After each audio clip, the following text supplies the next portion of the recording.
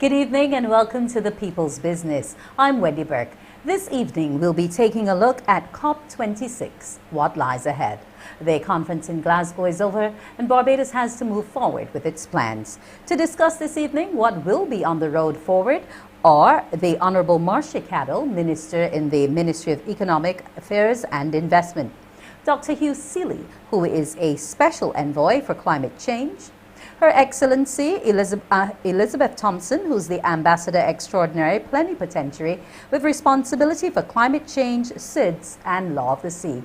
And lastly, Dr. Elon Cadogan, who's the National Project Coordinator of the Caribbean Community Climate Change Center. Welcome to you, ladies and gentlemen.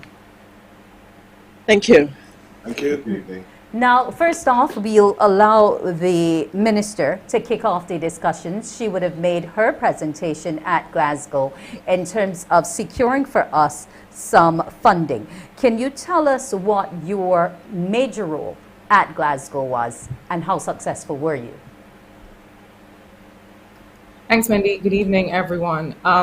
First, I think I need to establish that we were a Barbados delegation to Glasgow. So Dr. Seeley and Ambassador Thompson, who are here with me, were a part of that delegation. And I think it's important to set the scene a bit. I want to say three quick things so that people who are listening and engaging in conversation understand what we're talking about. One is that COP really is the Conference of Parties to the UN Framework Convention on Climate Change. That was established in 1994. The reason it's COP26 is that is the 26th meeting since that establishment. UNFCCC, that framework, was established to limit greenhouse gas emissions, which are responsible for global warming, at a level that would, so that they did not go beyond a level that would threaten ecosystems, that would threaten food production, sustainable economic development, and ultimately the survival of people and planet.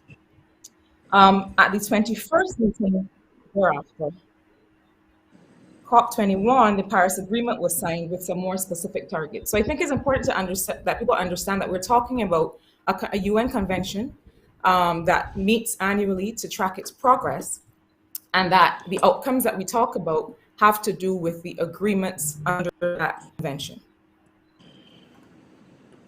For us, we'll just take a brief commercial break and get right back and get into our discussions.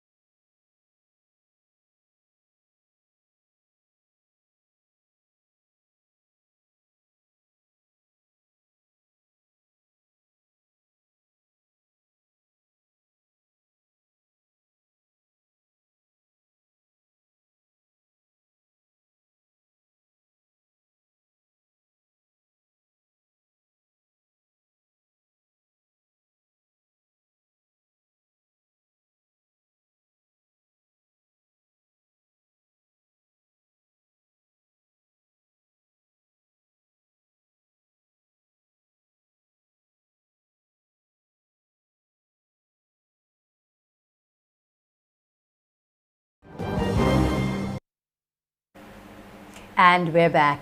Now, before we went off, Minister Caddle was explaining that it was a delegation that went to Glasgow. But what took the attention of the world at COP26 was the address given by our Prime Minister, Mia Motley. She captured the world as she spoke to the need to do something major to bring this change about. And we spoke about the 1.5 that we want to get to. Ambassador Thompson, tell me, in light of your role, how you will be helping to further and furnish the position of Barbados on climate change. Thank you very much, Wendy. Good evening, Barbados. This issue of climate change is one of the most significant threats to our society, economy, and environment. And it was important that we sent a strong delegation to Glasgow to achieve what are our strategic, domestic, and international objectives. In terms of how I will be advancing our agenda, I want to make the point that while we speak to an international agenda, a climate change agenda that requires the involvement of a multilateral system, that really the climate is affecting Barbadian lives and livelihoods in a significant way. It affects fisher folk when they go out to fish.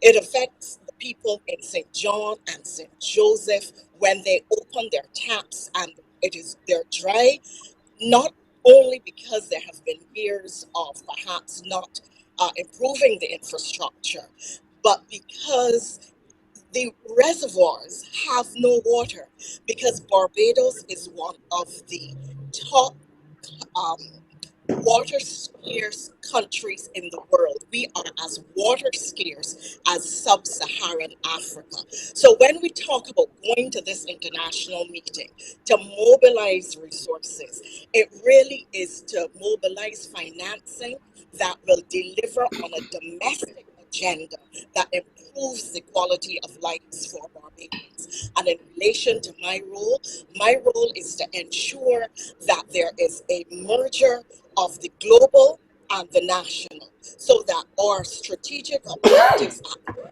national level serve our domestic and local interests for the average, ordinary, everyday Barbadian. And that really is it in a nutshell. I can come toss to you here now. You are one of the more technical individuals, and you see firsthand the projects which Barbados is undertaking to assist with our mitigation and adaptation efforts at climate change. Where do we stand now, Dr. Seeley? In terms of our resilience to the impacts of climate change, and good afternoon, Wendy, and good evening, viewers. Our water sector is the most vulnerable to climate change, as Ambassador Thompson was indicating, and we've just put together a flagship climate resilience program called Roofs to Reefs. And under that program, we are going to look at our housing infrastructure to make sure that we are more resilient to Category 4 hurricanes, because we know from climate change that we're going to get more extreme hurricanes, more extreme wind events. So that is going to be a major push to make our houses more secure. In each house, we would also like each house to have rainwater harvesting and potable water storage tanks. Again, to address the water vulnerability issue. We have to be able to get more water back into the ground because what climate change is telling us is that we're going to get less rainfall, up to 15-20% less rainfall by 2050. And when the rain does fall, it's going to fall in intense events, which means it's going to tend to run off. So it means that all of our recharge wells, that our farmers now have to maintain them and make sure we get our water back into the ground. And each household has to try and maintain that flood water and get it into the ground. So we have the plans in place. We're getting financing in place.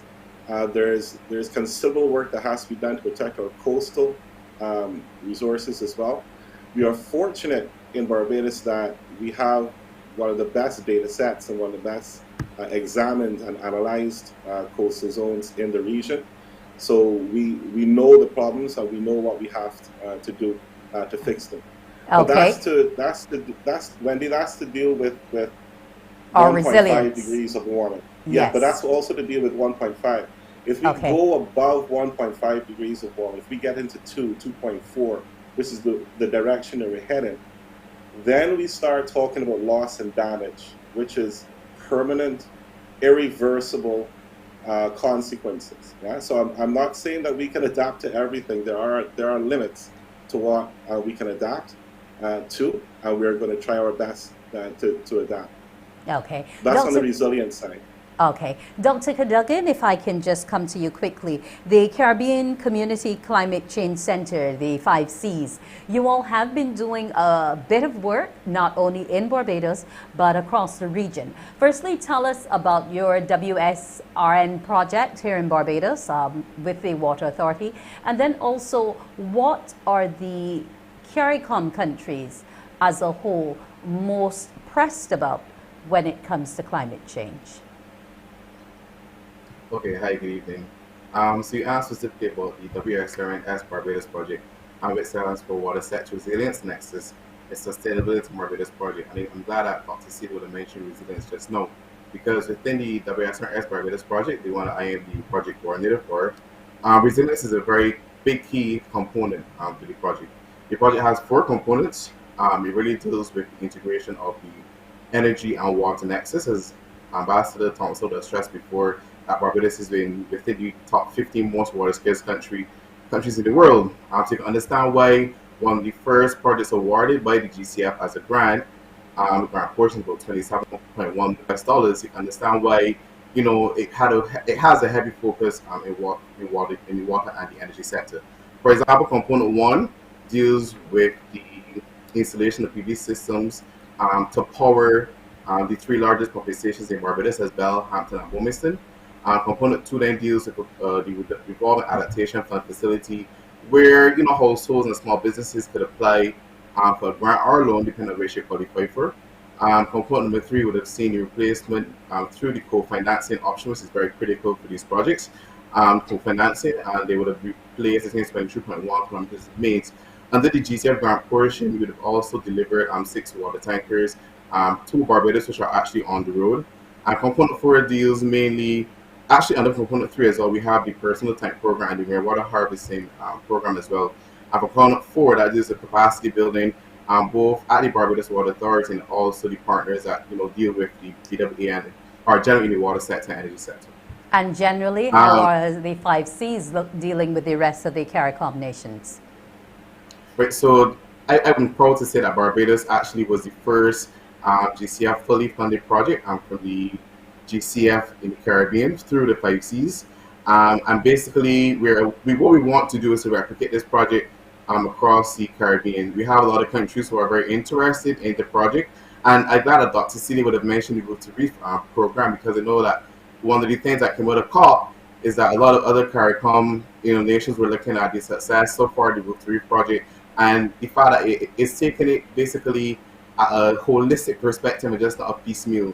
So it has a lot of sectors within the Route 3 program. The other, I can say that within CARICOM would have submitted through the 5 Cs 17 readiness projects, which basically helps these countries to actually be ready to implement GCF finance projects. For example, the capacity may not exist on island, or it may be that people need to learn more about climate change and the impacts on the environment. So that capacity building through the readiness basically make sure that the other Caribbean countries are basically ready to accept and implement these projects with GCF funds. Okay, thank you. Minister Caddle, if I can throw to you now. He is speaking about the funding that has been given through the 5 Cs. You would have spoken to that project, I think it was last month, when you did an extensive tour of our coastline. But is our coastline the most threatened area at this point, or are there other areas that the government wants to tap into with some immediacy in terms of climate financing? Thanks, Wendy. I think to put it in context, I want to step back a bit to the notion of climate finance and what COP26 represented. Over over 20 years, over 2 decades, the world has set a lot of pledges in terms of mitigation, so reducing emissions, and in terms of adaptation, helping countries through programs like the Roofs to Reefs adapt to warmer temperatures. But one of the things that this delegation was able to do at COP, which I think is important for people to understand, is that we were able to importantly get 197 countries to agree to double finance for adaptation, which is going to be important for what we call frontline states of the climate crisis, countries like Barbados, small island states. The other thing that we were able to do, which I think is very important, is we were able to get reference to the specific instruments that we are going to use. When you may have heard talk about 100 billion annually for climate finance, especially for the most climate vulnerable countries, that amount of money globally is not enough. When we look at the Roofs to Reefs program, to look at the coastal works that you mentioned, to look at the water sector, as Ambassador mentioned, the funding for that is well over $2.5 billion. So what we were able to do through the Alliance of Small Island States, and I was happy to be able to lead on finance for AOSIS, is to be able to get specific financing commitments out of this COP. What is that going to mean for Barbados? It's going to mean that we're not just looking at public finance, but we're looking at how can the private sector access the scale of resources that are needed to be able to do work on the coast. Dr. Seeley mentioned roofs. The reason that the Roofs to Reefs program is so called and so framed is that what we've been able to do is have an investment plan for a resilient Barbados. If a hurricane hits, how long does it take us to get back up and running? How long does it take us to get things like telecommunications back up and running? That's not just a public sector problem, that's also a private sector interest and problem. And so Roofs to Reefs allows us to put all those together. So it's every sector, Wendy. Okay. It is all of the resilient efforts that are needed in agriculture, food and nutrition security, in terms of the coastline. Elizabeth, Ambassador Thompson mentioned farmers and fisher folk, making sure that they have the wherewithal to continue to be successful in their livelihoods. This is all related. So when we talk about climate, we're talking about development, all of development, and the way that we can finance Barbados' development through projects that make a difference to our climate, our environment, our livelihoods, or economic development. And especially contributing to that green and blue economy. Exactly. Ambassador Thompson? Yes. Yes. For some years, we have been concerned about things like sewage and the pollution and all of those things that we have going on. But is it going to be enough for government to just be driving policy and funding, or do we have to do something fundamental in creating a mental paradigm shift for our people so they understand better what we're grappling with? So I want to locate my answer to your question in the context of Roofs to Reefs. Roofs to Reefs hits all of the critical sectors needed to transform to a more green and a more resilient Barbados, to build the green economy and to improve the blue economy. It deals therefore with housing, and we saw in ELSA, which was only a category 1, how important it is to build at a certain level, why structures are important to us, why building and building codes and building standards and building resilience is key. Why our water sector is important. It deals with waste, and waste management is significant. It deals with energy, and you know Barbados is trying to transition to a renewable energy platform, and we have national targets. It deals with the transport sector, and we are moving to a green transport system, and it deals with an agriculture that allows us food security, and that is so important. Now we're seeing it in this period with COVID, where costs are rising because of shipping costs and because of the fact that we don't grow enough of our own food. So So food security is important, and we have to move to a more technology-based form of agriculture, and we have to make agriculture attractive as a career and a source of revenue for young people. Do we change people's psyche? I believe that Barbadians are intelligent, aware, and they understand the issues. In some instances, I don't think that they necessarily see the connection between the level of water scarcity and what happens when they turn on the tap, or what doesn't happen. So always there is room for public education and public information. However, I think that government has been doing a significant amount of that.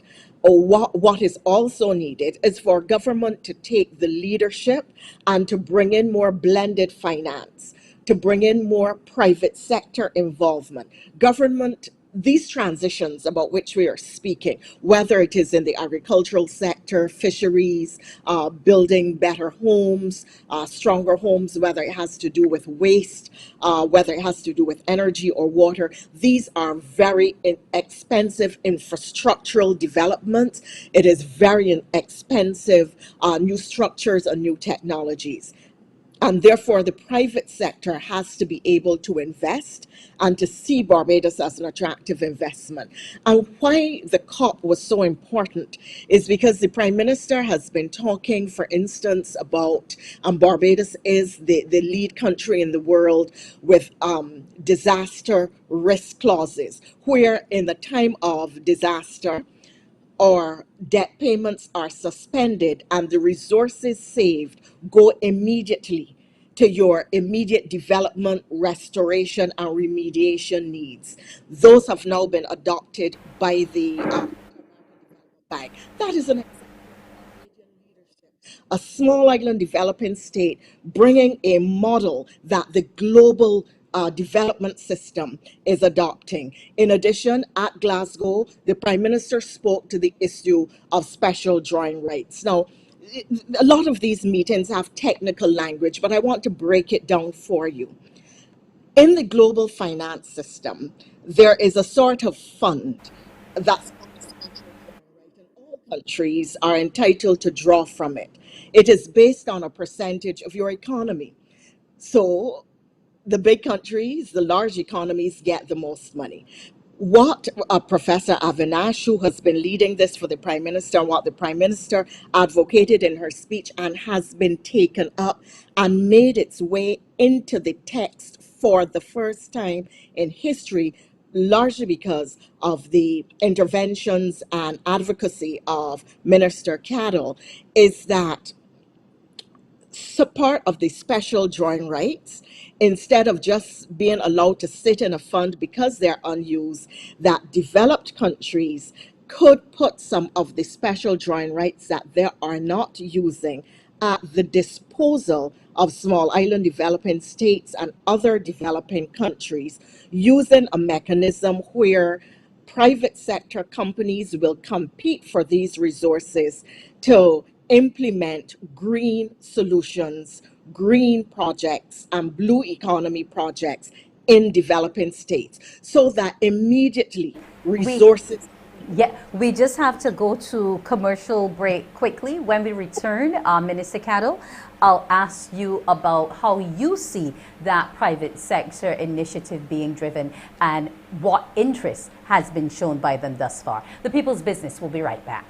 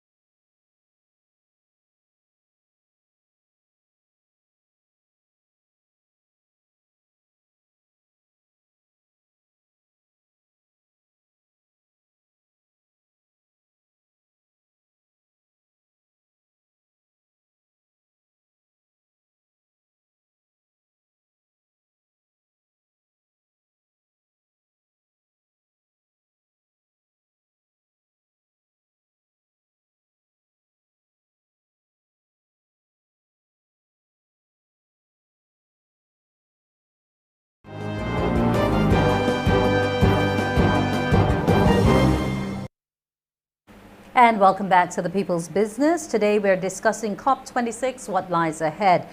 Before we went off, we were speaking with Ambassador Thompson about the possible involvement of the private sector in helping to lead the action on climate change. Now, Minister Caddle, in terms of having the private sector lead that change, you're part of the Ministry of Economic Affairs and Investment. Have companies been coming forward to show interest in assisting and turning the country around for the development of all and not just their sectors? Well, I think the first thing to acknowledge is that there are two areas of action. What we've referred to as mitigation, which is those things that lower emissions, and that's where your renewable energy comes in, which is that helps you shift from fossil fuels that emit greenhouse gases to a greener economy. And then there's the adaptation side. So let's put those two in context. Let me first say that it is not altruistic for companies to come forward and invest in renewable energy. Renewable energy has tremendous returns. In Barbados, we've seen a lot of interest in solar photovoltaic erection, so either ground mounted or on rooftops.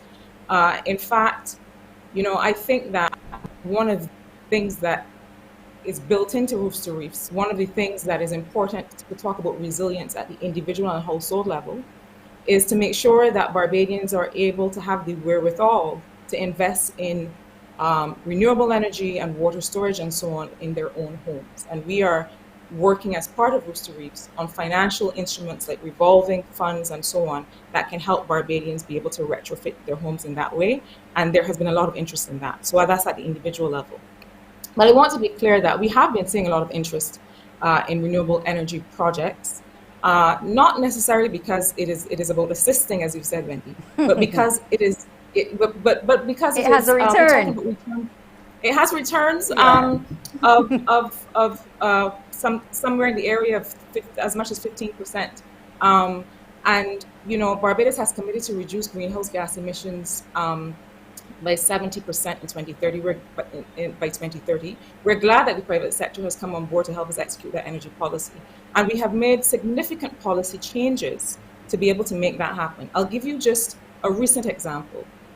Ministry of Economic Affairs and Investment, being responsible as we are for changes in the competitiveness in the doing business environment, we have worked very closely with the Ministry of Energy, which has done tremendous work to be able to streamline the regulations, the application process for renewable energy projects. Now, it used to be that people would go to many different places. They might come to town planning first. They might go to the Barbados Light and Power first to figure out whether there is grid capacity. Some people may go to the Ministry of Energy first to get a license. What we've been able to do is to come up with a process that says, here is your steps 1 to 5. Here is exactly what you need to do. We've created a process that is as short as we can make it, as predictable as we can make it, and so that people know exactly what they need to go, what they need to have, what they need to bring in order to get their renewable energy project. But I want to say something very important on that. In this transition, and in the language of the climate crisis, we talk about just transition. Just transition means that we're not leaving anybody behind, and that is critical. So what we've said is that for those renewable energy projects, at least 30% have to have local or regional ownership. This transition has to be an opportunity for inclusive growth. It has to be an opportunity for real wealth creation among Barbadians. And so one of the things that the Ministry of Energy will be able to monitor is the extent to which there's local participation, there's regional participation by Barbadian people, by people who are residents of CARICOM in this transition, and that's critical. But the policy environment is very important so that we make sure that we get the instruments like the SDRs that we were able to get into the text, that we get the scale that we need, because even when we get agreement to use the SDRs, we need the multilateral system to agree that it's not just about 50 billion, but it is perhaps on the order of 500 billion over several years.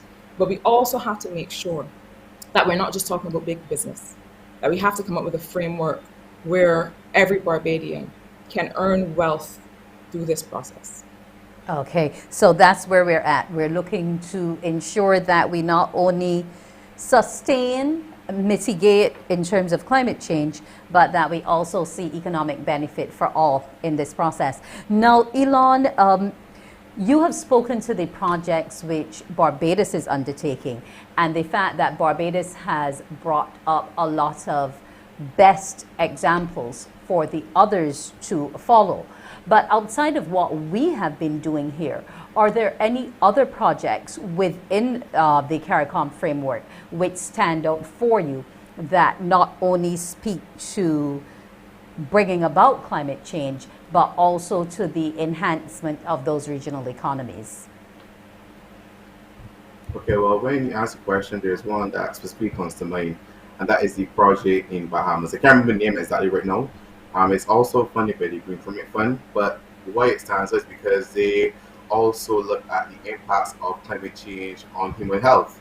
And I think that their project, which addresses, what are the environmental changes that happen due to climate change that has made a significant impact on the health of persons living in Bahamas. And I think that that's a great project, and I think that it should have some very good results where we can show the evidence to say, well, you know what, climate change is really affecting persons, and there is some way, there needs to be a way that we can ask these larger developed countries that are heavily industrialized to reduce their emissions.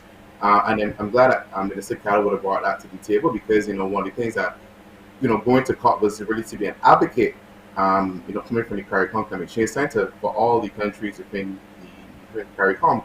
And being a Barbadian and being here in the small developing state is pretty good to know that there are projects in the Caribbean that are doing well. For example, the same WSRS Barbados project would have won the Energy Global Award for sustainability in the water category. So it just shows that we as Caribbean countries are able to implement projects in the Caribbean, and that these will have an impact on lives to come. Because also, as Dr. C would have mentioned, sustainability and resilience. We need to ensure that what we do with these funds from these donors would have a long-term impact, not only a short-term impact, and not just for the duration of the funds. And I'm also glad that Minister Caddle would have mentioned a revolving fund, because at the end of the day, it also speaks to sustainability. So there are a lot of examples in the Caribbean, but that one just came to mind specifically because we're in a COVID-19 environment. So bringing in that discussion on health was really, for me, very innovative. Okay, you mentioned that you're hoping that the projects aren't just there for the lifeline of the funding. Is there need at this point to question the sustainability of any of them? Or are they going to be self-driven somewhat once those funds do run out? Well, the good thing about, and I speak from my experience with the Green Climate Fund, is that they have within the fund the country ownership, and they also have a section sustainability and resilience. So basically, one of their, they have 6 investment criteria, and one of them has to do with country ownership. So yes, every single project needs to be driven by the country. And actually, Minister Caddle wears 2 hats, because she is also the national designated authority for the Green Climate Fund for Barbados. So of course, we need that country ownership when we approach these large donors for grant funding. The center is accredited to receive grants up to $15 million per project. So it means that if you have 6 projects in the island, you could apply for 6 different projects, a maximum of $50 million US each. But what it shows though is that resilience has to be built in within the projects. Resilience, sustainability, they have to be built in. For example, let's give another example from the water sector project. There is 4.5 megawatts of PV that I mentioned in Wilmington, Hampton, and Bell, and the lifespan of the project for that, the funds, they're allocated for 5.5 years. But when we did the calculations for the tons of CO2 being reduced, or the carbon dioxide reduced from the atmosphere, we expanded to the entire life of the PV panels. So it shows that the GCF funds are not only here for 1, 2, or 4 years, but up to 25 years, we're still seeing the impact through the mitigation effort, which is what Minister Caddle mentioned earlier before, the difference between mitigation and adaptation. For the adaptation, though, there are portions where, for example, the personal tank program under component 3, where persons, residents can have a personal tank under this project, so that they be able to store water at their house, which contributes to distributed storage of the water resources in Barbados. Okay, I want to thank you for that, Dr. Cadogan. Guests, we'll take another commercial break and be right back.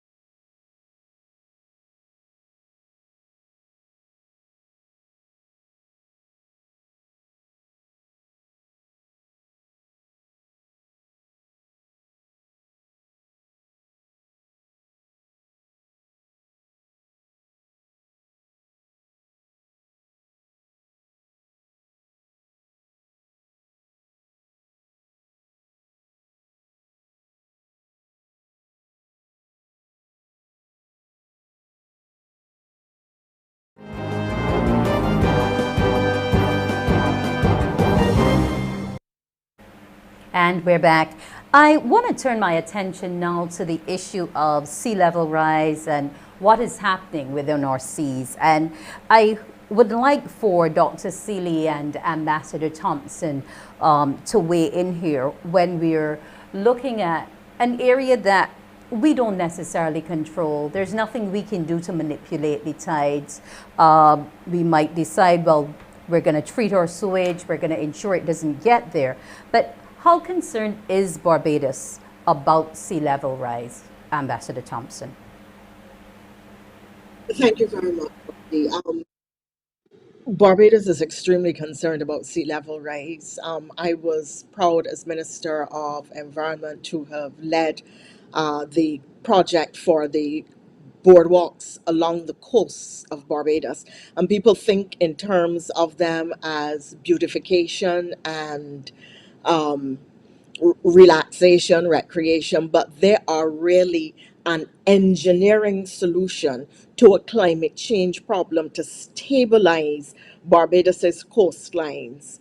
So you can see the kinds, and again, that is another project on which Barbados has gotten, for which Barbados has gotten global acclaim because it was so creative in the way it was done, and the Coastal Zone Management Unit did an exceptional job in that stabilization project. So keeping our coastline stable is important from the environmental perspective, from both as well as a social and economic perspective. We are still a tourism destination. We have to have beaches. We have to stop them from disappearing. This is part of how our people get recreation. But Dr. Seeley will speak to it from a more technical perspective. But at the policy level, I've indicated how important it is and the kinds of measures that Barbados has started to put in place to address coastal damage and coastal erosion. Dr. Dr. Seeley? Seeley? Well, thanks, Wendy, and thanks for bringing up the issue of sea level rise, because I wanted to put it in the context of this whole aspect of mitigation of climate change. How do we stop climate change? Because we were talking about building resilience or adapting to it, but how do we stop climate change? How do we stop this incessant sea level rise that's going to occur? And one of the things I'm proud about of the team that was in Glasgow for COP26, and I mean the technical team, including people like Mr. Ricardo Marshall, who's our Rooster Reefs project manager, and Karima, both of them were looking at the global goal for adaptation, for climate finance. Carita White from Foreign Affairs, who looked at transparency. And my role within AOSIS, which was to look at mitigation ambition, how to stop climate change, how to stop the sea level rise. And we managed to get across the countries that the pledges that they have made to 2030 are not enough. They're going to take us to 2.4, 2.7 degrees of warmer. They're going to keep the sea levels rising. Right now, we're looking at around 37 to 50 centimeters of sea level rise by 2050. If you want to convert that into inches or feet, you're looking at 2 feet of sea level rise potentially by the middle of this century. And some of that is inevitable. Some of that is locked in, no matter what we do from now. But it becomes terribly important for us to cut our emissions immediately. And we were able in Glasgow to get the big countries to admit that they have to wheel and come again. And I had a real problem in Glasgow trying to explain the concept of wheel and come again. All Bajans understand what I'm talking about. You haven't done well enough. You've got to take that off the table and put something else on the table. And we managed to get decision in the text, the Alliance of Small Island States, which is Barbados is working through the alliance, which is 39 countries from the Caribbean, from the Pacific, from the Indian Ocean, from the South China Seas. We managed to get text in the cover decisions of both the COP and the Paris Agreement that countries would relook at their 2030 targets, not in 2025, but next year in 2022, because the next 9 years that we have are, and I'll be accused of being melodramatic, but I think they will, to some extent, decide the fate of humanity. What we do between now and 2030, if we can restrict warming to 1.5 degrees, then we will be able to restrict sea level rise to that less than 2 feet. If we don't, then it's not going to be linear. We're going to have things like the West Antarctica ice sheets melting, the Greenland ice sheets melting, and now you're talking about 3, 4, 5, 6, 7 meters of sea level rise. And that's why for Barbados, climate change it's not an economic question entirely. It's a question of our existence. Will we be able to have a viable homeland if the world continues on the path that it's on, Wendy? Thanks. I'm glad you mentioned the issue of whether or not it's going to be viable, because another thing that's impacting our coastlines is that of the sargassum seaweed, which is evidence of how we are really changing in terms of our climate, because this was something never seen before, and it's impacting us at a level that almost seems uncontrollable at certain times of the year. Yes, and the scientists are looking at the links between climate change, warmer oceans, also more nutrients going into the wider Caribbean Sea, as to why we now have a new source of sargassum, no longer coming from the Sargasso Sea, but coming from closer to the equator. And it seems now to be a perennial problem that we're facing with the sargassum. So are there direct links with climate change? We believe so. Is this a new problem that we're going to have to handle? Yes. Are there ways to reduce the amount of sargassum? Yes, we have to get a handle on the amount of nutrients, in particular, that we're putting into the wider Caribbean Sea. And we are looking at that under the Cartagena Convention. Okay. The issue, though, of our beaches is also one that has been looked at over and over. 1 minute you go to a spot, there's sand. Next time you go there, the water is closer into the shoreline.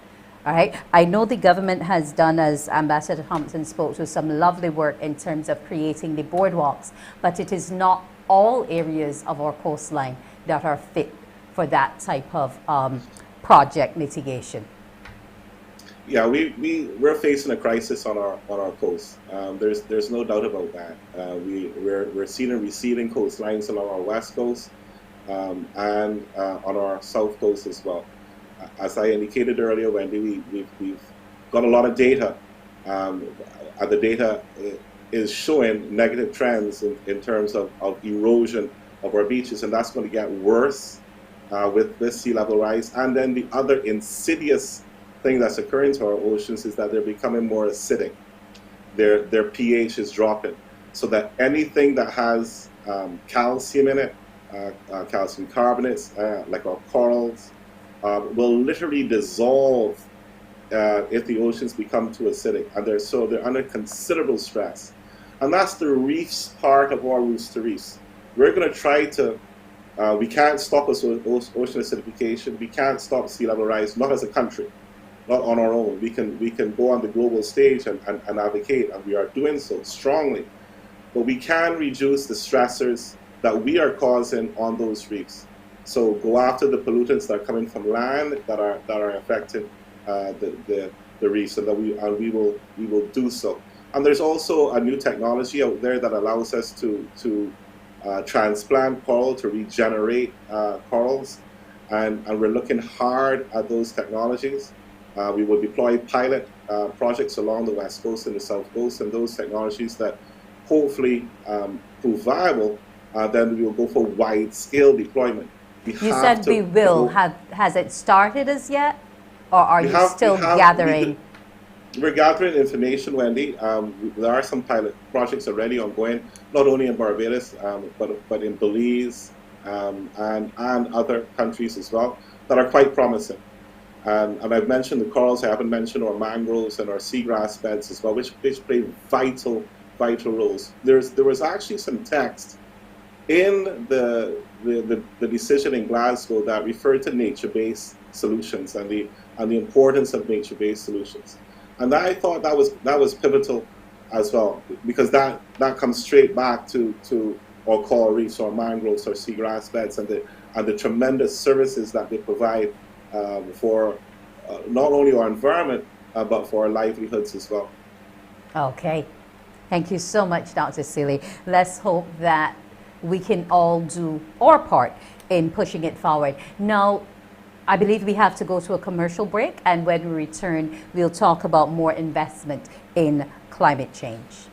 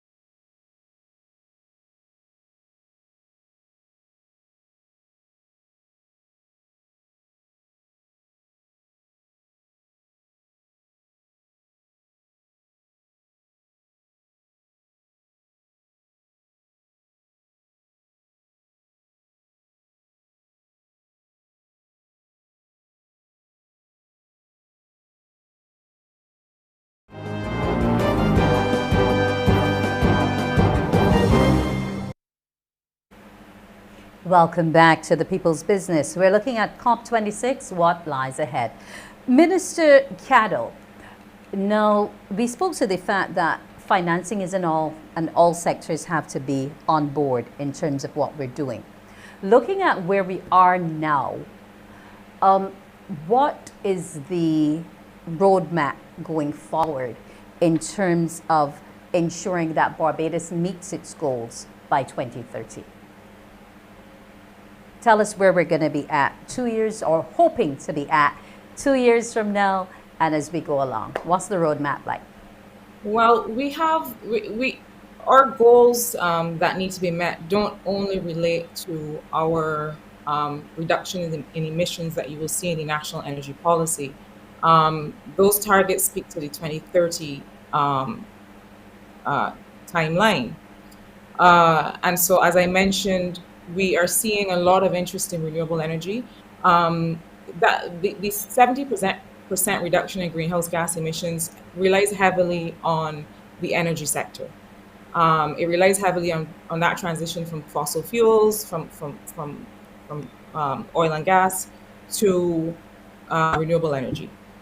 But there's a lot of work that also has to be done on the adaptation side. You heard Ambassador Thompson, in fact, all the other panelists this evening, talk about issues with sea level rise, with coastal erosion, and so on. So our roadmap, and that's why the Roofs to Reefs program is so important. And you can think of it in this way: our nationally determined contributions, which is where we've submitted to the UNFCCC, our plans for reaching that 2030 target, that is mostly how we're going to reduce emissions. We have most of our investment plan for adaptation in the Roofs to Reefs program. So where are we in those overall targets? Now, I think that is why this COP was billed as a finance COP, because largely a lot of the science, thanks to people like Dr. Seeley and people like Leonard Nurse, a lot of the science, with the help of small island states that, in these matters continue to punch above our weight through AOSIS and through other groupings. And in a lot of ways, the science had been settled. The targets, the fact that the Caribbean needs to stick to 1.5 degrees, that is what will help us to survive. That is already understood. Where the international community was vacillating too much was on the finance side. Dr. Cadogan talked a lot about the Green Climate Fund, and that partnership is important. The Green Climate Fund will be helping us to set up a green bank very shortly, and they will soon be here working with Professor Prasad and others to make that a reality. That is going to help us attract a lot of the private investment that is needed. So in terms of a roadmap, that is well on the way, because I want us to understand that the Green Climate Fund, for example, is responsible for 3% of the 100 billion. That is still not enough to help us get where we need to get. What is the bottom line? Ambassador Thompson talks a lot about natural disasters, of which Barbados is the largest issuer in the world. That will give us 2 years of elbow room in the event of that we declare a major disaster. Those kinds of instruments are important because, we can't proceed in a way where we are just borrowing to be able to have this kind of financing on our balance sheet. And I think that was a very strong message that was sent at COP, and it was a message that was received. So a lot of the work that we have to do in terms of the roadmap to get where we have to get is a mix of financial instruments. We call it financial engineering. Ricardo Marshall, who is managing Roofs to Reefs, is working with Professor Prasad and others to be able to make sure that we get the financial instruments right for all the kinds of things we're talking about. We're talking about things like first loss insurance. We're talking about things like being able to crowd in the 50 billion in savings that we have in CARICOM to be able to invest in adaptation and mitigation. So there's no short answer to that, Wendy. The answer is that what we've been able to do through COP26, at COP26, and what we have to be able to continue to do is to find new financial instruments. The debt for climate swap, debt for nature swap, where the Ministry of Maritime Affairs is working on making sure that we can restructure our debt in a way that helps us also to get some impact in the marine environment, to have marine managed areas, to work with fisher folk so that there's sustainable fishing. Because obviously if the waters are overfished and if we don't fish in a sustainable way, then that means that later on, those people who will rely on that sector for their livelihoods may have challenges. So what you're hearing from us here, the delegation that went there, was working with here at home, is that we're working on multiple fronts. We're working to make sure that the financing that is needed to address the climate crisis will not be on our balance sheet as a government. that the private sector will partner with us in many different ways to make sure that we continue to work, as Ambassador Thompson is helping us do, with the multilateral community and in a bilateral way, to make sure not only that we get the financing required, but that we do the advocacy required. I'll give you one quick example. The loss and damage conversation did not go where it needs to go at COP26. And I mean, we're being frank about that. There were countries from the Pacific islands that proposed a loss and damage facility that would once and for all finally bring to the fore the idea of finance for loss and damage. Because what have we been hearing about up until now? We've been hearing technical assistance for loss and damage to be able to help measure slow onset events. We've been hearing about humanitarian assistance after an event. But the truth is that Dominica lost 226% of its GDP in a few hours after Hurricane Maria. So there's no level of humanitarian assistance that will give us the financing that's needed. That's why those natural disaster clauses are important. But that's also why we have to continue the conversation with our sisters and brothers in the Pacific Islands in the AIS region to be able to structure something that now starts to address that permanent, irreversible damage that countries like us have been seeing. So all of that, Wendy, is a part of the roadmap going forward to Egypt next year. Okay, so it sounds like we have our work pretty much cut out for us. Ambassador Thompson, in terms of your role and being that link between Barbados and the global stage, if you were to look at where we're at now, do you think we're past that halfway mark? What more do we need to drive?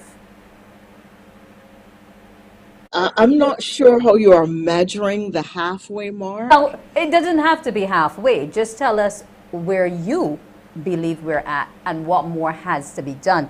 And I also want to ask for you to perhaps look at because you also have responsibility for the law of the sea.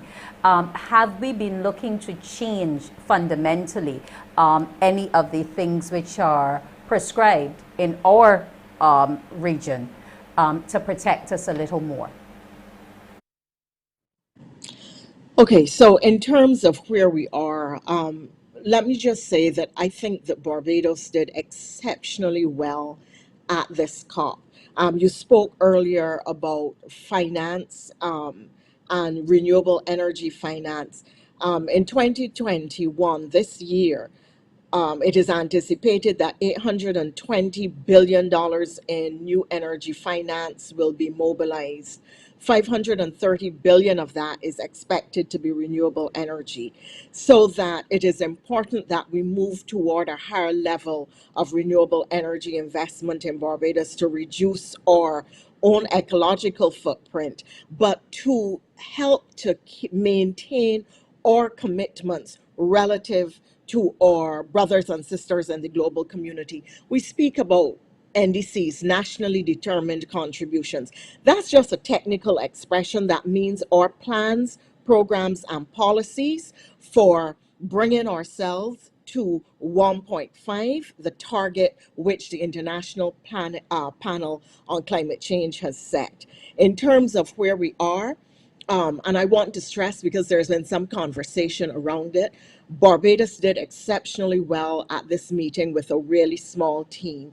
After the high-level team left, which was the Prime Minister and her party, which was 4 people, there were 6 of us to do all of the work. Antigua took a team of 31. Jamaica had their Prime Minister, 4 ministers, a team of 28.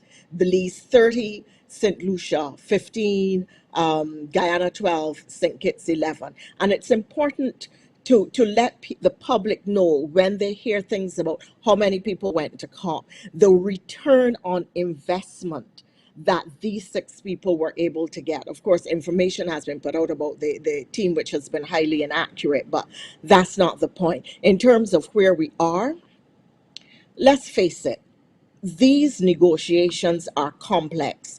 A COP isn't one meeting, it is several meetings going on simultaneously. So your whole team is deployed in several different spheres of negotiation. They're meeting in the corridors, negotiating quietly in an informal way. They're at the negotiating tables. They're dealing with loss and damage in one place, with Article 6, which is markets, in another place. They're dealing with transparency in another room, in another place. They're dealing with CTF time and frameworks in another area. So you have this delegation working on multiple fronts. Where are we as a nation today? Having gone to the COP, I would say that from this meeting, Barbados is satisfied that we were able to make a substantial contribution, that our Prime Minister came in and changed the conversation and the dialogue. It excited attention, it opened doors, and it left a very fertile ground for the team to work in her wake, to work behind her. The COP yielded results that were not expected on some of the areas that I spoke about, like common time frames, adaptation. SDRs was not on the table at all. So Barbados was able to get the international arena to listen to our issues, to SIDS issues, and to respond to them in a global agreement that is now agreed by all the parties to the United Nations.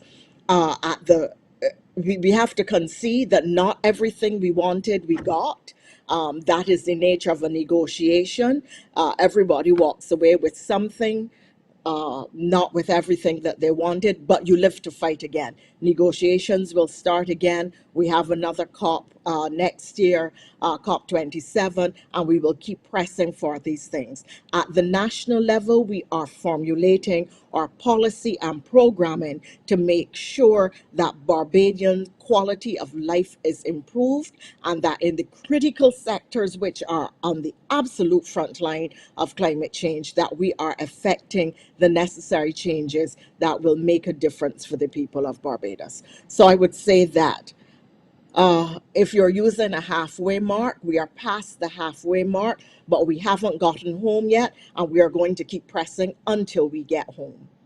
Okay, and it sounds as though we have a great team running to make it to that line to home. We'll have to take a break, and when we return, we'll discuss more of COP26 and the way forward.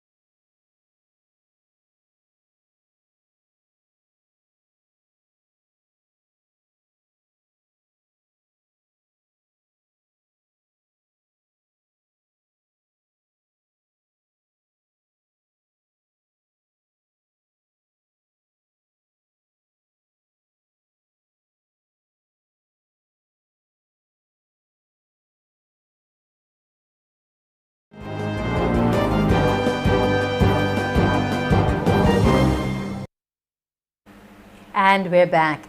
If I can go now to Dr. Cadogan to look at the monitoring efforts of these projects by the 5Cs within the CARICOM region.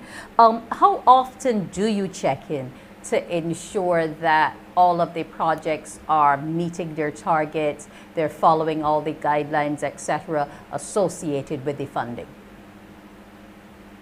Okay, so generally for the implementation of the projects, annually there is the audit that is required from the GCF just to manage to monitor the financing. However, on the ground now, we ensure that we are also involved in, just checking to see what's going on basically. So, on a day-to-day basis, if you are in country, for example, as a national coordinator here in Barbados, we just pop in and see what's going on.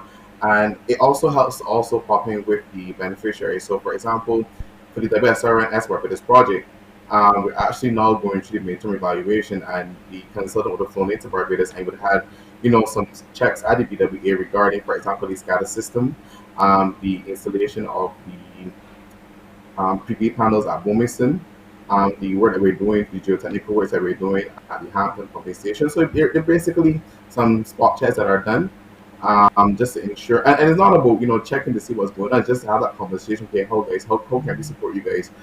There's a delay here. How can we solve this delay? For example, Ambassador Thompson would mention the fact that there are shipping delays worldwide, and we have to understand that yes, even though the GCF was set a timeline for our project, these projects are happening, whereas developed in 2018, approved in 2019, and of course during that time there was any consideration for COVID. So there are things that we have to work with the countries to ensure that we have a smooth implementation process using the GCF grant funds. And honestly, when the country ownership is so deep, for example, the country like Barbados, we have, for example, Mr. Marsha, who's the director. He's a very passionate person, and so it's not only about implementation of projects. It's just that the countries have pride that she's seeing these projects come to fruition, because at the end of the day, it impacts the lives of every single person in the countries. And I guess I want to touch a little bit on the importance of what Ambassador Thompson would have said just now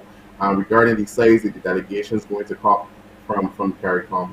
I guess I want to say, to put this into perspective, the single largest contingent, or the single largest delegation at COP, over 500 persons strong, those persons from the oil and gas or the fossil fuel industry.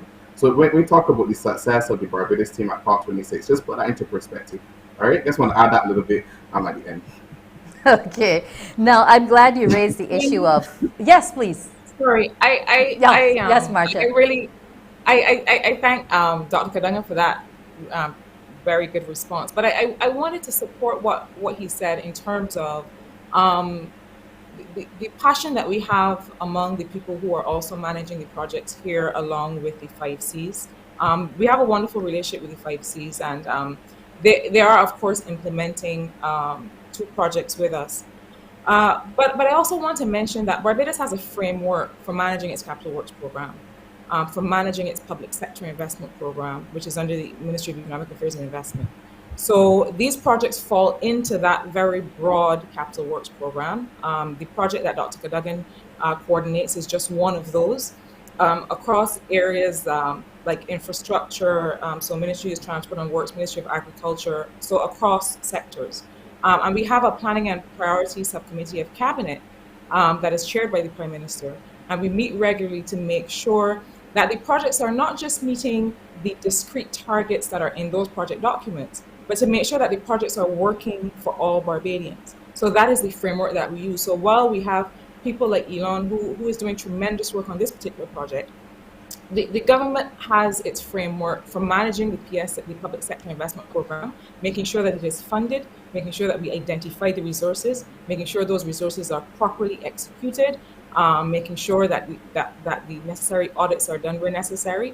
But also we meet as a subcommittee of cabinet to make sure that these projects that we're not just working in silos on these projects. And the WSRN project is a tremendous example of that, because we have water, we have agriculture.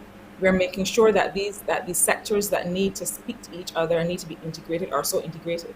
When you have an integrated approach to managing or to addressing the climate crisis, we have been able to determine that your costs can be as reduced by as much as 40% compared with if you were just making an intervention in water and then a separate intervention in agriculture.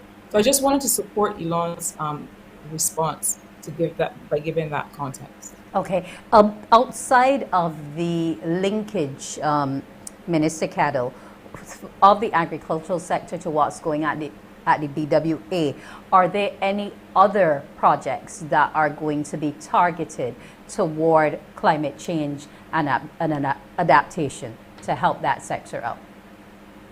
Well, the entire Roofs to Reefs program is an integrated approach to resilience, as the entire panel has mentioned.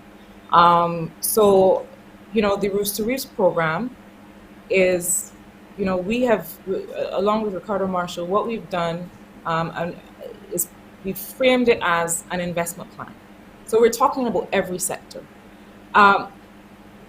Wendy, your use of projects causes me to also give this some more context. Now, we have had a tradition, and Barbados is not the only country throughout the region and probably throughout the world, of having this discrete project approach. So we look at a particular sector, we determine that we need a certain amount of resources, we go off and get them, whether grant or otherwise, and we execute. Again, that doesn't give us the scale that we need. The transition that we need to make for a resilient Barbados will mean that we need this program approach that we've taken with Roofs to Reefs. And when Dr. Seeley and I went to have discussions with the Green Climate Fund and present Roofs to Reefs, perhaps it was 3 years ago now, at the beginning of this conversation, before we had fully structured the program, they determined that that programmatic approach was exactly what they wanted all the countries that they serve to be able to do. And so that is where you will find the integrated approach to resilience that we have. So it is not just a series of discrete projects. To be able to meet the urgency, because we have to adapt to a world that is warming faster than we were prepared for, to be able to respond to the scale, things need to happen in many different ways all at once. We're talking about retrofitting of roofs and homes. We're talking about making sure that everybody has proper access to water and sanitation. We're talking about making sure that we limit the runoff of nitrates from the agriculture sector and from just the everyday living of Barbadians into the reef, so that they don't continue to bleach the coral and affect the reef system and so on. We're talking about a program approach to investing in the resilience of every sector.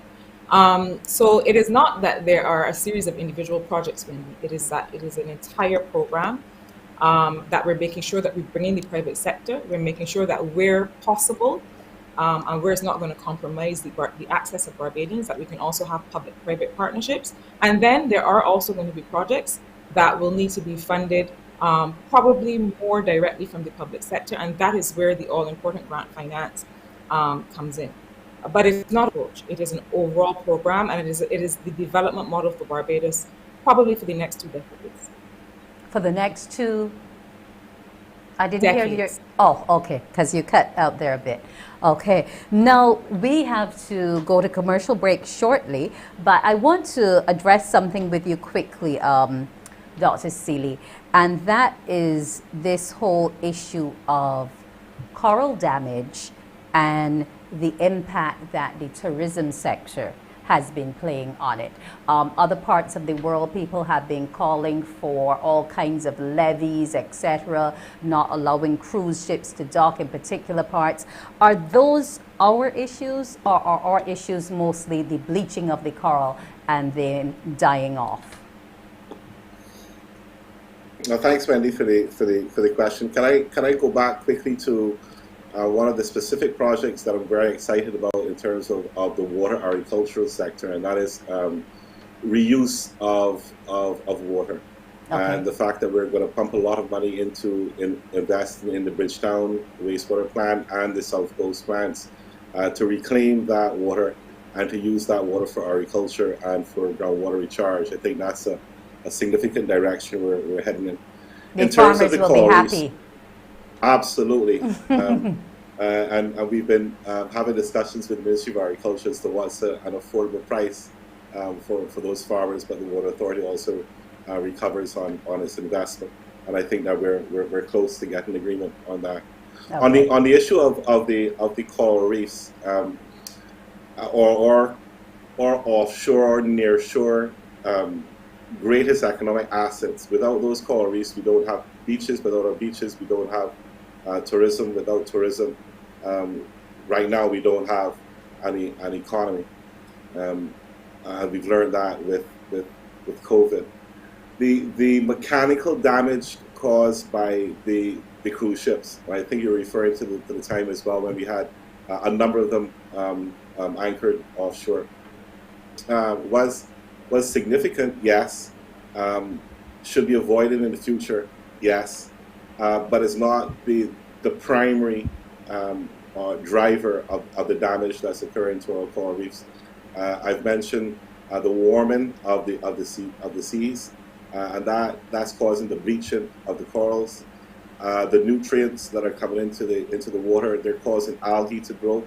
Anyone who fishes off the West Coast will see that our reefs are no longer looking healthy. They look brown, and that's the algae that's growing on the reefs. So those and of course overfishing, and the absence of fish that then graze on the algae.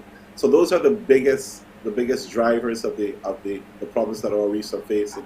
At 1.5 degrees of warming, we will lose 90% of our reefs. At 2 degrees of warming, we will lose 95% of our reefs. So I think that our reefs define the fragility and the vulnerability of our island, and we have to do everything that we can to save those reefs. Okay, when we come back, we will have our final takeaway points from the various members here on our panel. People's Business will return in a moment.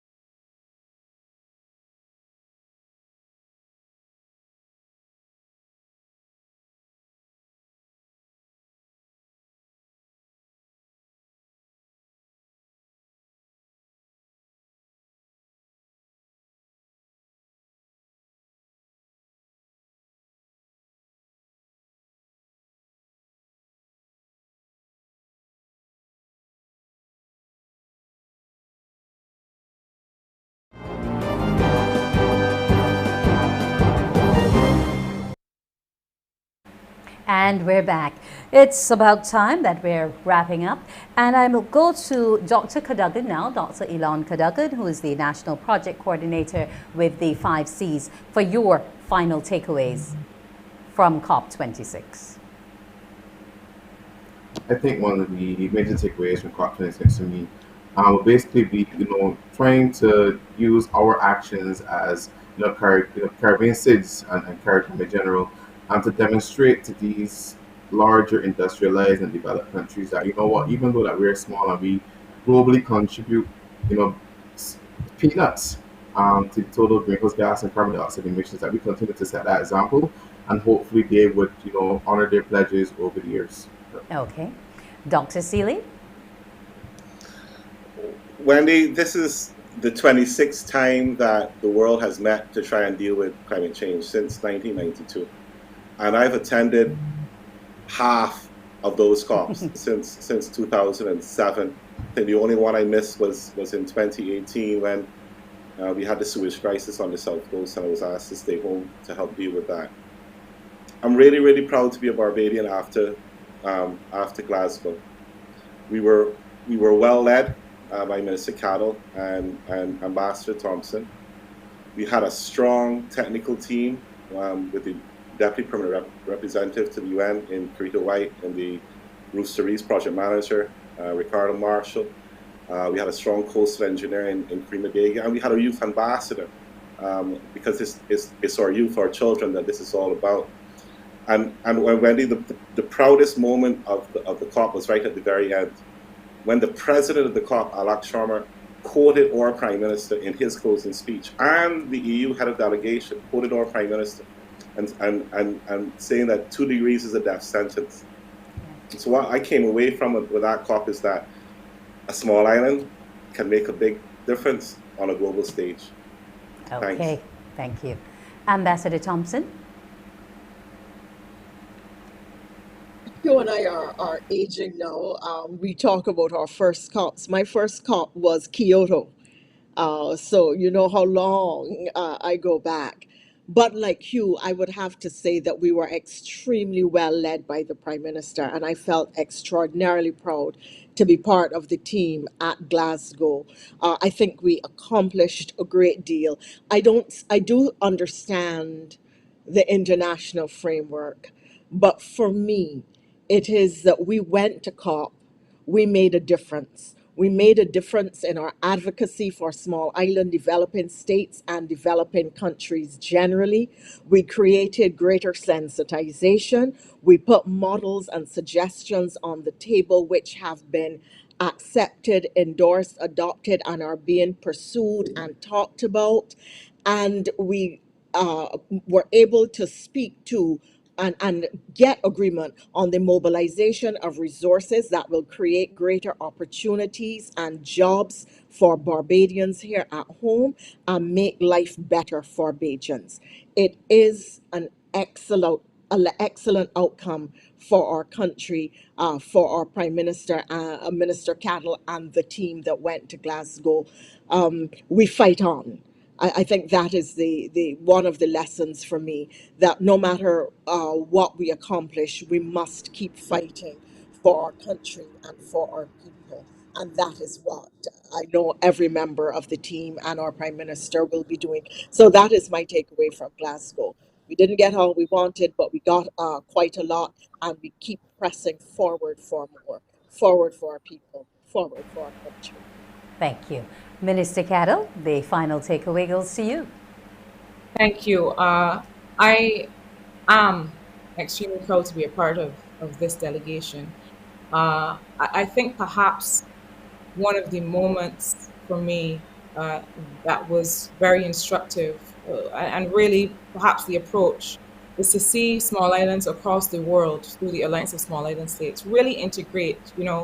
As Ambassador Thompson said, we had very small delegations across all of our countries, but our capacity to unify, to represent CARICOM, to represent small island states across the world was really the pleasure of this mission for me.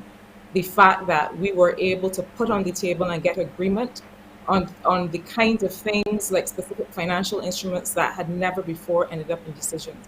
But I'll tell you the most important thing.